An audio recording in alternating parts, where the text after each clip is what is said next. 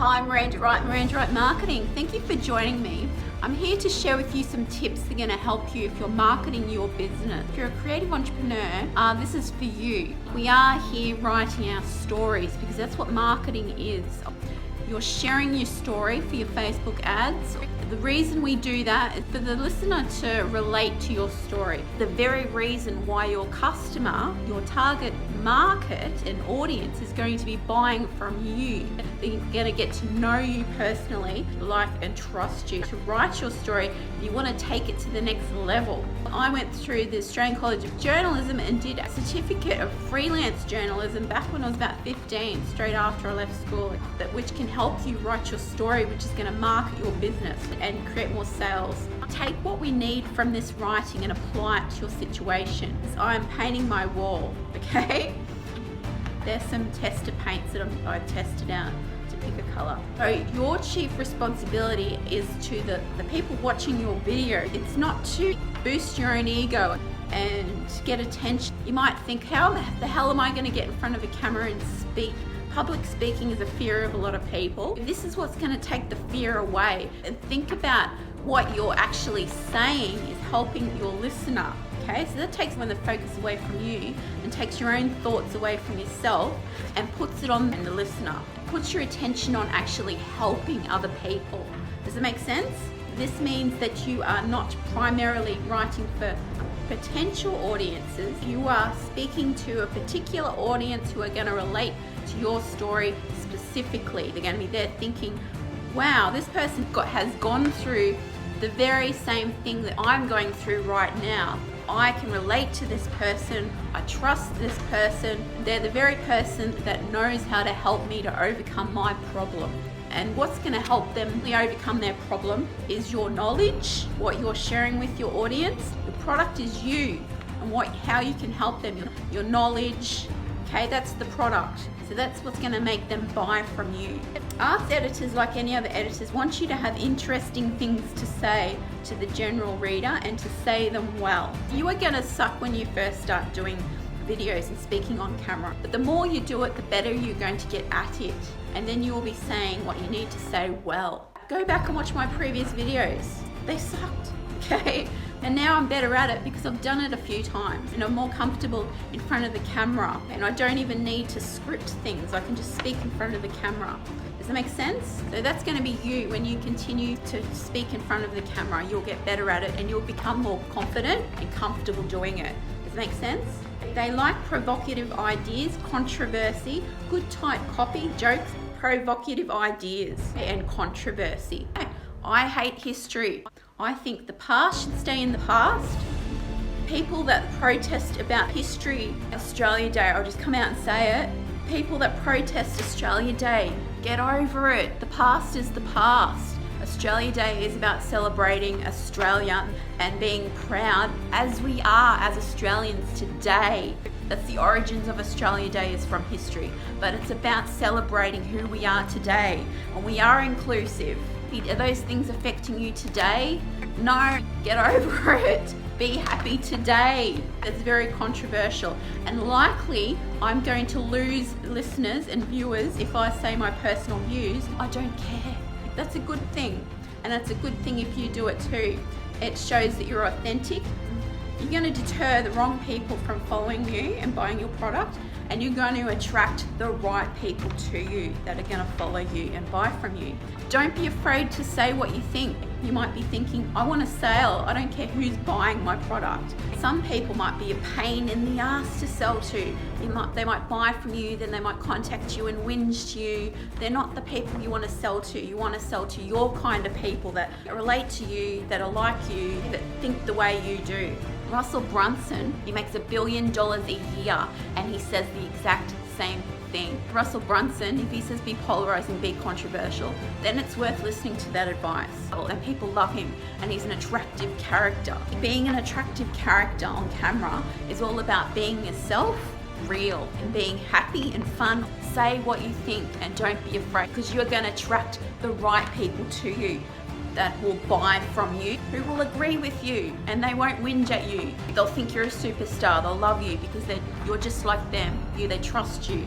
I've had a guy contact me over Facebook and say, I'm trying to grow my YouTube channel and make merchandise. And I said, I'm sorry, I don't do that. So I turned him down because that's not the service that I provide. So I turned down money.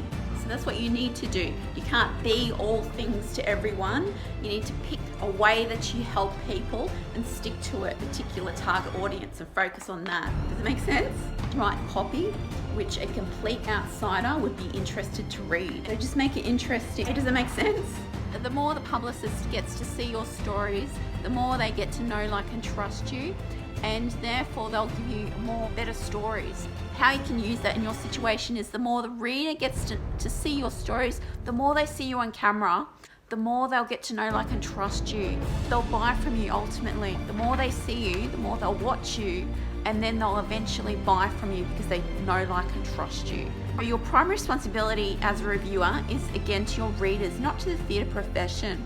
It is very easy to be seduced by the opening night syndrome and to think that you are somehow part of the theatre industry. You are not. You are a journalist, not a theatre worker. Okay, so how I can use this information is to think of yourself as not being part of a specific industry. You are an individual. You are unique. Stay true to yourself.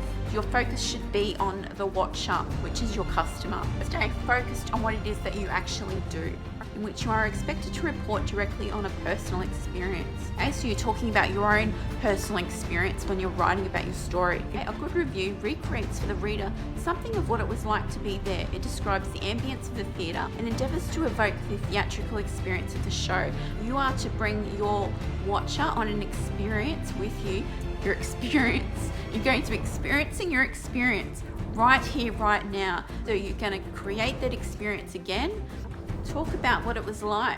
Make the watcher feel what it is you are feeling right there in that experience that you are having. Make sense? Now, all reviewing is ultimately subjective and personal, but you have a professional responsibility to try to enter into the spirit of the show you are reviewing. So in this situation, you will be analysing your own experience and what your thoughts of it were. So the good review does not simply judge. You're not to judge your own behaviour or thoughts. They are what they are. It is about you personally. It's about your personal experience. That's why the watcher is watching. They want to experience that with you. Good review, having described the experience, attempts to explain it. This explanation includes an understanding of the artistic decision, so you are to understand your own decisions, analyse yourself, which the performers have made, and analysis of these decisions in terms of the ideas which underlie the production. You want to know the reasons for the decisions that you made, which brought you through your experience and ultimately to where you are right now, and why it is you're doing what you're doing. You have to be able to say succinctly why the show is as it is. If you are methodical and honest in attempting this, and still cannot say, then that is the point at which negative judgment might come into your review. You have to be able to assess the difference between your own confusion and any confusion which might be inherent in the production. Only when you have honestly and critically examined your own response to a show, you have earned the right to say in a review that the performance, not you, got wrong.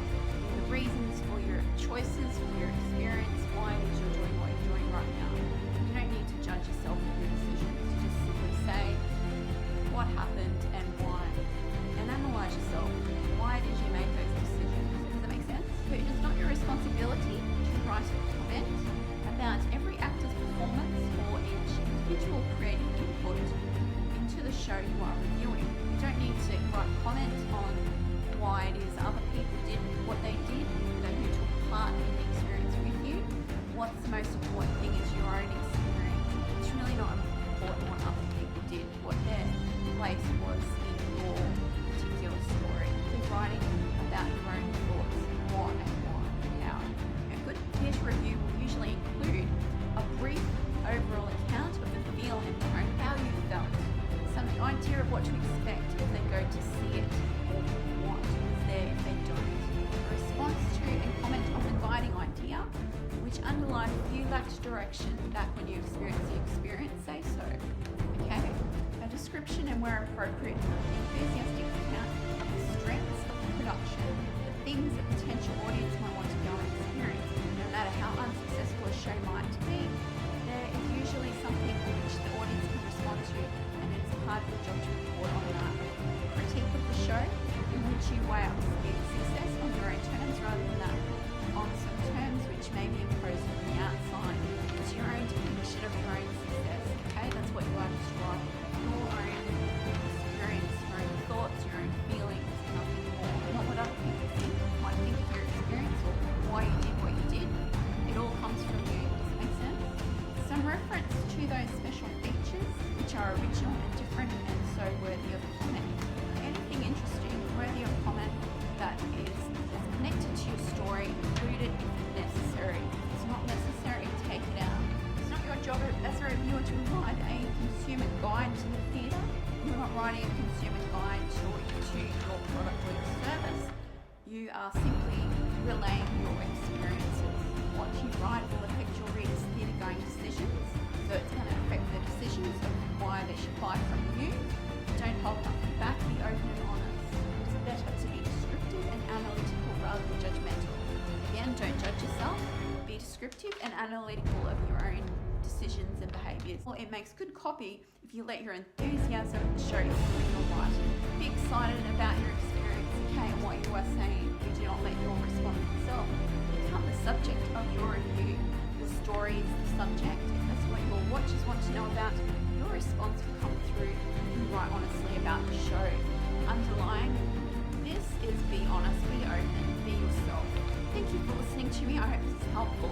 At the end of this video is a clip of how you can go through a free course from Russell Brunson, Tony Robbins, and Dean Graziosi, who will teach you how to turn your knowledge that you already have, the skills that you have, into a online or offline course, mastermind, or workshop that you can use as your own product to sell. We would therefore be creating these story videos to promote that course, workshop, or mastermind. Does it make sense? So then you can work from home and make money. If you don't want to watch the clip at the end, simply go to my Instagram account at Marooned Right Marketing. Click the link in the bio, that will take you there. If you want to watch how the process works, watch the clip. Thank you for joining me on Marooned Right. Bye for now.